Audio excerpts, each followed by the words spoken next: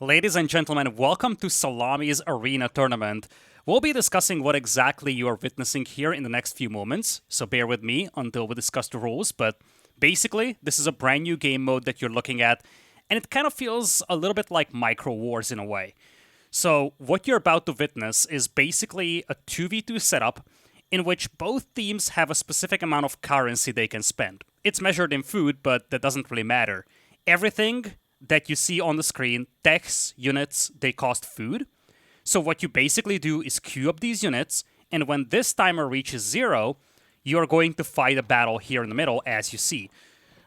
Looks like we have an interesting strat right away from YuiMetal and Neptune. You see, this is Yui and Neptune versus Puppy and Wam, and they went for full techs.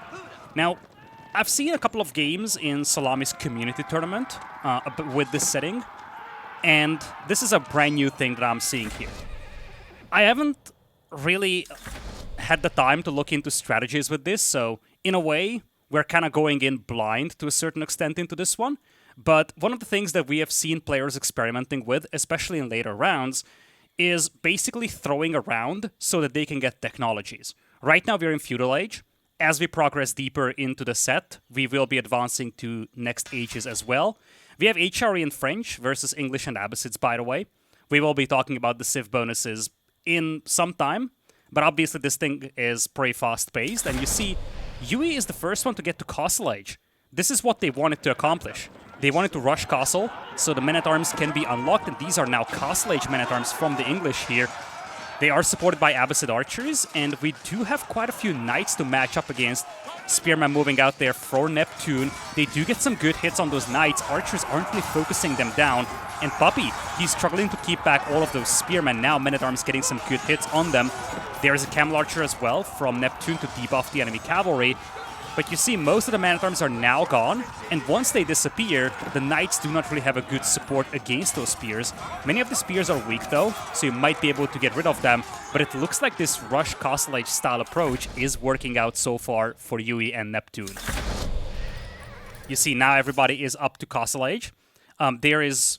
I don't think this indicator is correct, by the way. I'm actually not 100% sure about the age-up rules. Everything else is pretty clear to me. I'm not 100% certain about aging up, though. Anyway, as you see, we are having an increased amount of currency available for everybody as we go deeper and deeper into the game. So you will be seeing more and more units coming out. And now we have Arbalettrier for Puppy, and Wam is going to play heavy into the Men-at-Arms. He's going heavy maces as well. Other side, it's going to be mass archers from the Abbasid player. He's playing into composite bows. And a handful of crossbows here for Yui, but he hasn't really been using all that money. He's going to mix in some Men-at-Arms as well.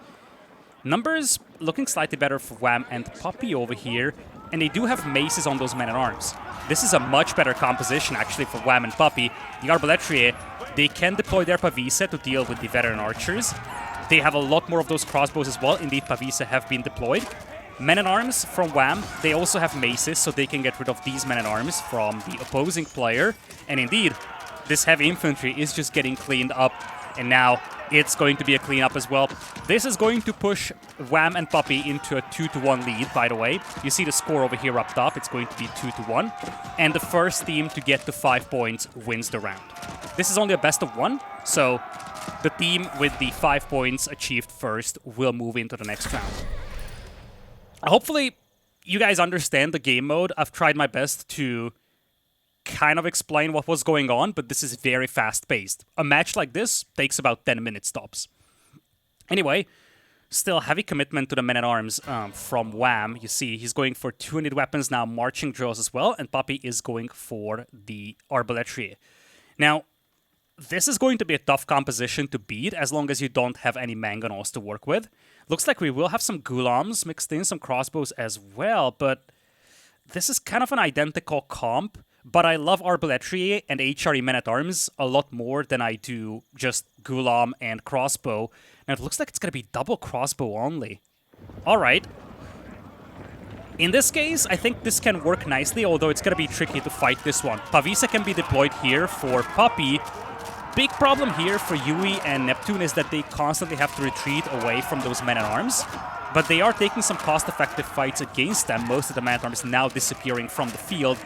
Once the Men-at-Arms are gone, though, you will just deploy the Pavise for Puppy, and these crossbows from Yui's team will struggle to take them down. You see, this is the problem.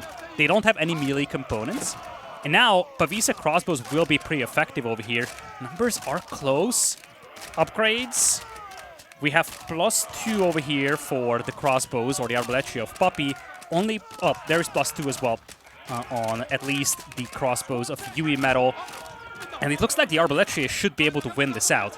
Obviously, as it is the case with all micro war scenarios, you have to be very delicate with your micro. Focus down the units that are low HP, make sure you get rid of them quickly. You see, damage has been distributed over here by Puppy. He's trying not to do much overkill damage, and that is one of the reasons why he's actually winning this fight. He is going to win out, and this moves Puppy and Wam to 3 points. We should be getting close to Imperial over here. You see 4,200 food available for both teams. And as you see, every single technology is going to cost you resources. So one of the things that you have to make a decision on is whether you go for a heavy technology focus in each round or a heavy unit focus.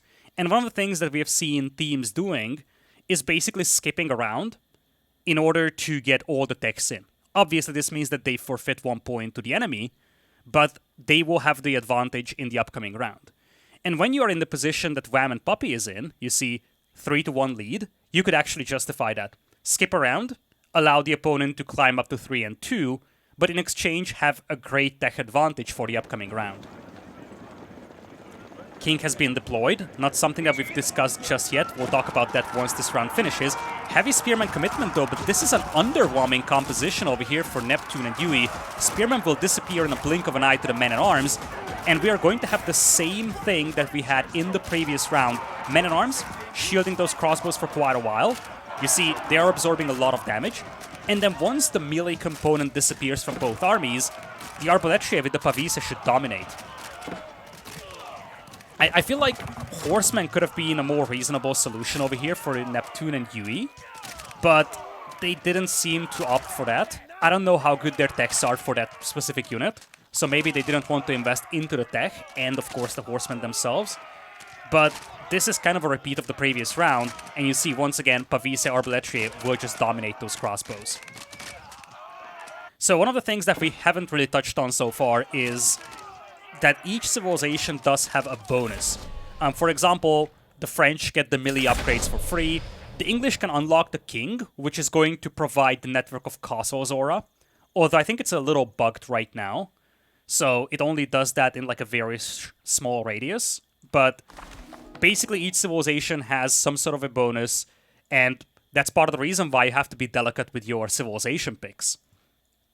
This is, by the way, a mod that you can access in the community mod store thing of the game. The name is a little weird because it has some Chinese characters in it. But nevertheless, oh, Ribaldequin, okay. Okay. Now, in an RM game, Ribaldequin would be a meme, but here it actually makes a lot of sense. We haven't seen a single Springald or Culverin from Wam's team. So Ribaldequin, they don't have a natural predator, and you see, Wam and Puppy just skipped this round pretty much for techs. Only a handful of Men-at-Arms mixed in. And this is a very valuable round for Wam and Puppy. They've realized that their opponents are playing into the Ribaldequins. This could have happened in a round where the numbers in terms of infantry are even, and then Yui and Neptune just win that round. They won it here too, but Wam and Puppy expected to lose this round anyway, because they wanted to grab the techs. Now, I would not be shocked to see some Culverins from them. Looks like they have no desire to go for that, though. Neptune and Yui, they're expecting Culverins. They want to counter those with their own, so that their Ribaldequin can just dominate. This is a fine layout, and you see they're mixing a lot of spears as well. The concept here is simple. You snipe the enemy siege, and you protect your Ribaldequin. And this could work. Key thing is that I feel like instead of having 25 crossbows, it would have been better to have like 2 more Ribaldequins. You need that firepower to deal with this. Spearmen won't do anything, crossbows, they won't do much against the arbalestry. I feel like you would have preferred to have 1 or 2 more Ribaldequins.